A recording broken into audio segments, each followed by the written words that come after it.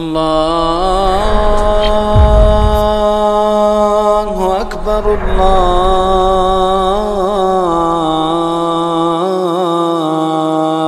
اکبر۔ امید کی نسبت انسان خوف سے زیادہ متاثر ہوتا ہے، اور یہی وجہ ہے کہ اللہ تعالیٰ نے جہنم کا تذکرہ زیادہ فرمایا۔ ایک طرف جنت کے تذکرے ہیں، جنت کی نعمتوں کا بیان ہے، جنت کی لذتیں، جنت کی فراوانیاں، جنت کی وہ سہولتیں، وہ جنت کے آرام، ان سب چیزوں کا تذکرہ ہے۔ لیکن دوسری طرف جہنم کا تذکرہ بھی بڑی تفصیل کے ساتھ ذکر ہوا، جہنم کے عذاب کا، جہنم کے فتنوں کا، جہنم کی آزمائشوں کا، جہنم کی تکلیفوں کا، جہنم کے مختلف اقسام کے عذابوں کا تذکرہ بڑی تفصیل کے ساتھ قرآن مجید کے اندر اور احادیث کے اندر بیان ہے۔ اور یہ کیوں؟ تاکہ اگر ایک طرف بندہ انسان اگر جنت کی چاہت رکھے تو دوسری طرف اسے یہ بھی معلوم ہو کہ اگر وہ نافرمانی کے کام کرے گا، اللہ رب العالمین کے راستے سے بھٹک جائے گا، حق کے راستے کو چھوڑ دے گا، باطل کے راستے کو اپنا لے گا، رحمان کے بجائے شیطان کے راستے کو اختیار کرے گا، تو اس کو اس کے انجام کو بھگتنے کے لیے بھی تیار رہنا پڑے گا۔ اس کو ان نافرمانی اور سرکشیوں کی سزا اور اس کے انجام کے لیے بھی پھر جہنم کی صورت میں ہم نے اپنا عذاب تیار کرنا۔ اللہ اکبر۔ میرے بھائیوں، اللہ رب العالمین نے قرآن مجید کے اندر ارشاد فرمایا کہ هذه النار التي كنتم بها تكذبون۔ جہنمیوں کو یہ بات بیان کر دی گئی کہ جب قیامت کے دن وہ آئیں گے، ان کو بتلایا اور دکھلایا جائے گا یہ وہ آگ ہے، یہ وہ جہنم ہے جس کا تم انکار کیا کرتے تھے، جس کو تم جھٹلایا کرتے تھے۔ اور نبی علیہ الصلوۃ والسلام کائنات انسانی کے محسن، آخری پیغمبر، اللہ کے محبوب رسول محمد رسول اللہ صلی اللہ علیہ وسلم اپنے صحابہ کرام کو نصیحت فرماتے ہیں کہ انذرتکم النار انذرتکم النار۔ 2 مرتبہ اس چیز کو دوبارہ مکرر تکرار کے ساتھ ارشاد فرمایا کہ میں تمہیں آگ سے، جہنم کی آگ سے میں تمہیں ڈراتا ہوں، میں تمہیں جہنم کی آگ سے ڈراتا ہوں۔ سنن دارمی کی یہ روایت ہے۔ اور میرے بھائیوں، اگر ہم جہاں ایک طرف اللہ رب العالمین کی بخشش کی، اس کی رحمت کی، اس کی مغفرت کی، اس کے فضل کی امید کرتے ہیں اور اس کی جنتوں کی چاہت رکھتے ہیں، تو میرے بھائیوں دوسری طرف ہمیں یہ بھی بات پیش نظر رکھنی چاہیے، یہ بات بھی اپنے سامنے مد نظر رکھنی چاہیے، یہ بات بھی اپنے ذہن و دل و دماغ کے اندر ہر وقت جاگزی کر لینی چاہیے کہ اگر ہم نے راہ حق سے انحراف کیا، اللہ رب العالمین کے راستے کو چھوڑا، اللہ کی عبادت سے منہ موڑا، اللہ کی اطاعت سے اور اس کے رسول کی فرما برداری سے اگر ہم نے انحراف کیا، حق کے اور دین کے راستے کو ہم نے چھوڑا، تو پھر اللہ کا عذاب، اس کا غضب جہنم کی صورت میں وہ بھی تیار ہے۔ یہ نہیں کہ اللہ نے جنت کو بنا کے چھوڑ دیا، بلکہ اللہ نے جنت کے ساتھ جہنم کو بھی تخلیق کی، جنت کے ساتھ اللہ نے جہنم کو بھی جو ہے وہ پیدا فرمایا۔ اور جب جنت اور جہنم کی تخلیق فرمائی اللہ رب العالمین نے، تو جبریل امین کو بھیجا کہ جاؤ، جب جنت کو بنایا تو فرمایا کہ جاؤ میری جنت کا ذرا وزٹ کر کے آؤ، اس کا ذرا مشاہدہ اور اس کا مطالعہ تو کر کے آؤ، اس کو ذرا دیکھ کر تو آؤ، اس کا مشاہدہ تو کر کے آؤ، اس کو ذرا جو میں نے اپنے بندوں کے لیے، مقرب بندوں کے لیے جو نعمتیں میں نے اس میں جمع کی ہیں اور جو پیدا کی ہیں، ذرا ان کا مطالعہ تو کر کے آؤ۔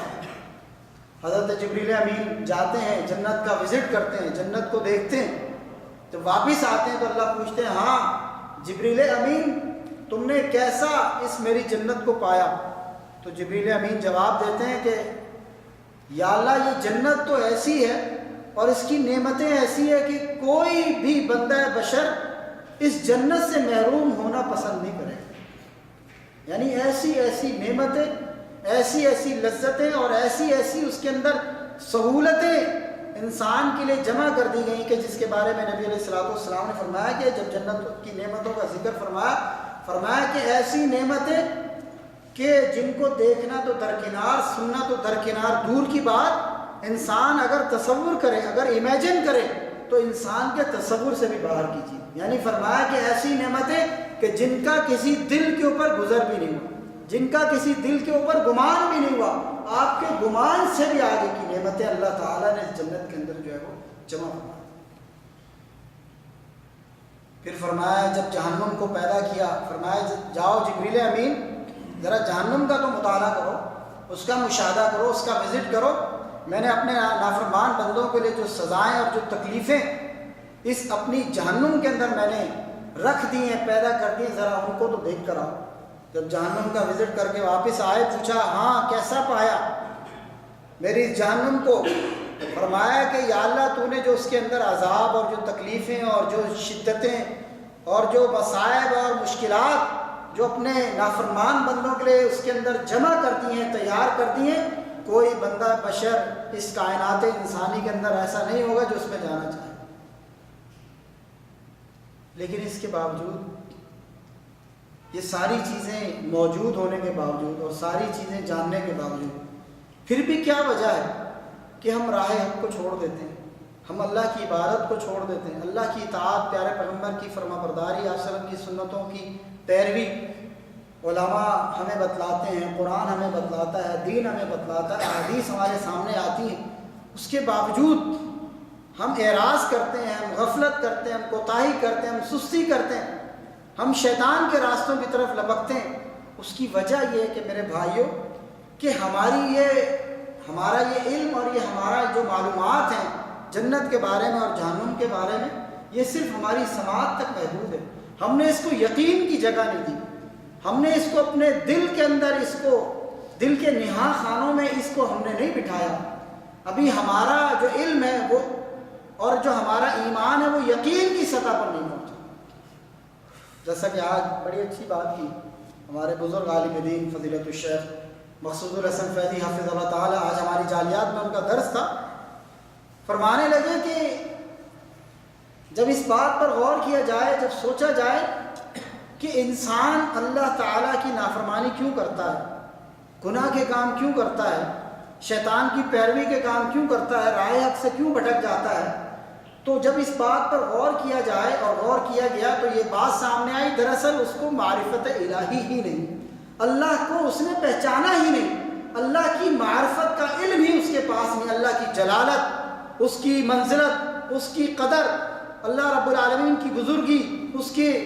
اس کے درجات کی بلندی، یہ دراصل انسان اس کے احاطہ علم کو پہنچ ہی نہیں سکا. صحیح معنوں میں معرفت الہی انسان کو، جس انسان کو صحیح معنوں میں اللہ کی معرفت اور اللہ کی پہچان نہیں ہوتی، وہ بندہ دراصل اللہ کے راستے سے بھٹک جاتا ہے، شیطان کی پیروی کرنے لگ جاتا ہے. جس نے اپنے رب کو نہیں پہچانا تو وہ بندہ حق کے راستے سے بھٹک جاتا ہے. اور جو اپنے رب کو پہچان لے، معرفت الہی جس کو حاصل ہو جائے، جس کو اپنے رب کا مقام پتہ چل جائے، وہ کبھی بھی اللہ کے راستے سے انحراف نہیں کرتا، دین کے راستے سے پھرتا نہیں، حق کے راستے کو چھوڑتا نہیں، اللہ کی عبادت میں کوتاہی اور کمی نہیں کرتا. اللہ کی عبادت میں کمی اور کوتاہی کرنے والا وہی شخص ہے جس نے اپنے رب کو نہیں پہچانا. اللہ اکبر. تو میرے بھائیوں، عزیز دوستوں، ساتھیوں، یہ جنت اور یہ جہنم جن کے تذکرے ہم کرتے ہیں، پڑھتے ہیں اور سنتے ہیں، یہ وہ حقیقت ہے کہ جن کا ہم نے مرنے کے بعد سامنا کیا.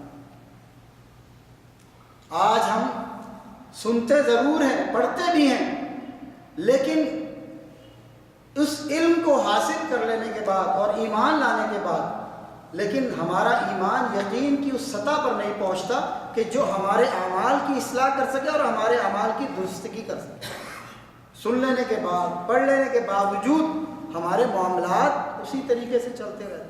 ہماری روش اسی طریقے سے جاری و ساری رہتی، ہمارے معمولات اسی طریقے سے چلتے رہتے، اسی طریقے سے عبادات کے اندر کوتاہی، عبادات میں سستی، عبادات میں غفلت، معاملات میں دو نمبری، دھوکہ دہی، جھوٹ، فراڈ، فریب، دجل،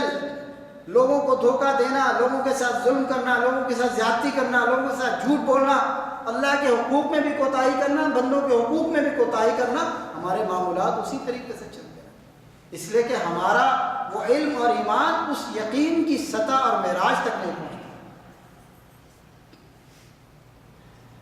اللہ اکبر۔ میرے بھائیوں، یہ جنت اور جہنم کے جس کا مشاہدہ اور مطالعہ جبریل امین نے کیا، قیامت کے دن ایک شخص کو لایا جائے گا، قیامت کے دن ایک شخص کو لایا جائے گا کہ جس نے دنیا کی زندگی میں بڑی عیش و عشرت کے ساتھ جس نے دنیا کی زندگی گزاری، بڑی ناز و نعم کے اندر، بڑی نعمتوں کے اندر، جسے ہم عرف عام میں عام لفظوں میں محاورتاً کہتے ہیں کہ سونے کا چمچہ لے کے، سونے کا چمچہ جو ہے وہ منہ میں لے کر پیدا ہوا، یہ فلاں بندہ سونے کا چمچہ منہ میں لے کے پیدا ہوا۔ کیا مطلب کہ اس کی پیدائش ہی نعمتوں میں ہوئی، اس کی زندگی کی گزر بسر فراوانیوں میں، نعمتوں میں، سہولتوں میں، آسائشوں میں اور دولتوں میں ہوئی۔ اس نے دنیا کی کوئی پریشانی اور غم دیکھا ہی نہیں، زندگی اسی طریقے سے نعمتوں میں گزار دی۔ ایسے شخص کو قیامت کے دن لایا جائے گا اور اللہ رب العالمین فرمائیں گے میرے فرشتوں جاؤ ذرا اس بندے کو میری جہنم کا ذرا ایک وزٹ کروا دو، ایک غوطہ لگوا دو، ایک جو ہے وہ گزر اس کا کروا دو۔ فرشتے اللہ رب العالمین کے حکم کی تعمیل میں اس بندے کو جنت میں سے ایک دفعہ گزار کے لے آئیں گے، وزٹ کروا کے لے آئیں گے۔ پھر اللہ تعالیٰ پوچھے گا میرے بندے بتا تو نے دنیا کی زندگی کیسی گزاری۔ اب دیکھیے حقیقت میں تو اس نے دنیا کی زندگی ناز و نعم میں گزاری، نعمتوں میں گزاری، فراوانیوں میں گزاری، دوسرے لفظوں میں عیاشیوں میں گزاری۔ جو سونے کا چمچہ جو ہے وہ منہ میں لے کر پیدا ہوا، ساری زندگی اس نے کبھی غم کا منہ نہیں دیکھا، کبھی تنگی اور ترشی اور فقیری اور تنگدستی کا جو ہے لفظ اس کی لغت کے اندر آیا ہی نہیں۔ وہ شخص جس نے ساری زندگی فراوانیوں، سہولتوں، نعمتوں اور عیاشیوں میں گزاری، جب اسے جہنم کا ایک وزٹ کروایا جائے گا اللہ رب العالمین پھر اسے پوچھیں گے ہاں میرے بندے بتا تو نے دنیا کی زندگی کیسی گزاری۔ وہ کہے گا یا اللہ میں نے تو دنیا کی اتنی زندگی میں کبھی ایک دن سکھ کا دیکھا ہی نہیں۔ وہ جہنم کا ایک غوطہ، جہنم کا ایک وزٹ، جہنم میں سے اس کا گزرنا اسے دنیا کی ساری نعمتیں بلا دیں، دنیا کی ساری آسائشیں، نعمتیں اور فراوانیاں جہنم کا ایک غوطہ اس کو بلا دے۔ تو وہ شخص کہ جسے ہمیشہ دائمی طور پر جہنم میں رہنا پڑے، اس کا کیا حال، اس کا کیا معاملہ ہوگا۔ اللہ رب العالمین ہم سب کو اس جہنم کے عذاب سے محفوظ کرے۔ اور اس کے مقابلے میں وہ جنت کہ جس کی نعمتیں نہ کسی آنکھ نے دیکھی، نہ کسی کان نے سنی، اور نہ ان نعمتوں کا کسی دل پر گمان ہوا، ایک ایسا شخص بھی لایا جائے گا کہ جس نے دنیا کی زندگی بڑی تکلیفوں میں گزاری، بڑی مشقتوں میں، بڑی پریشانیوں میں، بڑی محرومیوں میں، بڑی مشکلات میں گزاری، تنگ دستی اور فقیری اور غربت اور تکالیف کے اندر ہی، دکھوں کے اندر ہی اس کی پوری زندگی۔ ہم دیکھتے ہیں دنیا میں ہر قسم کے لوگ ملتے ہیں، ہر دو قسم کے لوگ ہمیں نظر آتے ہیں۔ ایسے لوگ بھی ہم دنیا میں دیکھتے ہیں جو بڑی عیاشیوں میں رہتے ہیں، اور ایسے لوگ بھی دیکھتے ہیں جو بیچارے ہمیشہ پریشانی میں رہتے ہیں۔ تو ایک ایسے شخص کو لایا جائے گا کہ جس نے دنیا کی زندگی بڑی تکلیف میں گزاری ہوگی، بڑی پریشانی اور دکھوں کی زندگی، بڑی مصیبتوں میں اس نے دنیا کی زندگی کاٹی ہوگی۔ اسے جب لایا جائے گا اللہ رب العالمین فرمائیں گے میرے فرشتوں جاؤ ذرا اس کو جنت کا ایک نظارہ کروا کے لاؤ، جنت کا ایک وزٹ کروا کے لاؤ، جنت میں سے اس کو گزار کے لاؤ۔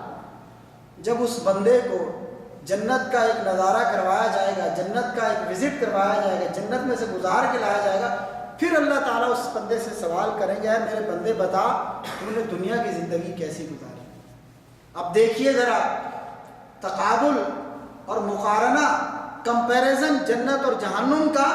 وہ بندہ جس نے دنیا کی زندگی سراسر تکلیف میں گزاری، دکھ اور پریشانی میں گزاری، جب اسے جنت کا ایک نظارہ کروایا جائے گا، ایک وزٹ کروایا جائے گا، اور پھر اللہ تعالیٰ سوال کریں گے میرے بندے بتلا تو نے دنیا کی زندگی کیسی گزاری، وہ جنت کا ایک نظارہ اسے دنیا کی زندگی کے سارے دکھ بلا دے۔ وہ کہے گا یا اللہ میں نے تو دنیا کی زندگی بڑی ناز و نعم میں گزاری، بڑی فراوانی میں گزاری، بڑی نعمتوں میں گزاری، بڑی آسانیوں میں گزاری، وہ ساری تکلیفیں بھول جائے گا۔ اور جس بندے کو دائمی طور پہ جنت کا داخلہ مل جائے، جنت کا ٹکٹ مل جائے، جنت میں داخلے کا اذن مل جائے، اس کی خوش نصیبی کا کیا کہنا۔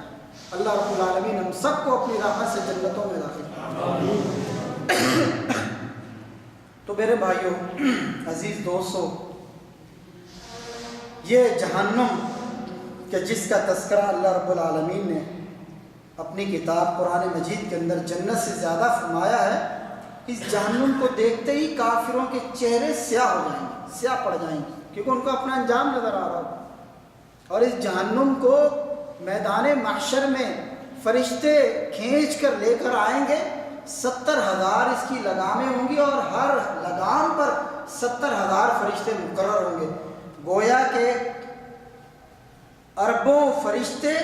اس جہنم کے اوپر مامور ہوں گے، جو اس کو گھسیٹ کر جو ہے وہ میدان محشر کے اندر لے کر آئیں گے۔ اللہ اکبر۔ اور میرے بھائیوں، یہ جہنمی جب جہنم میں چلے جائیں گے، موت مانگیں گے لیکن ان کو موت نہیں آئے گی، موت مانگیں گے لیکن موت نہیں آئے گی، کیونکہ جنت اور جہنم میں داخلے سے پہلے موت کو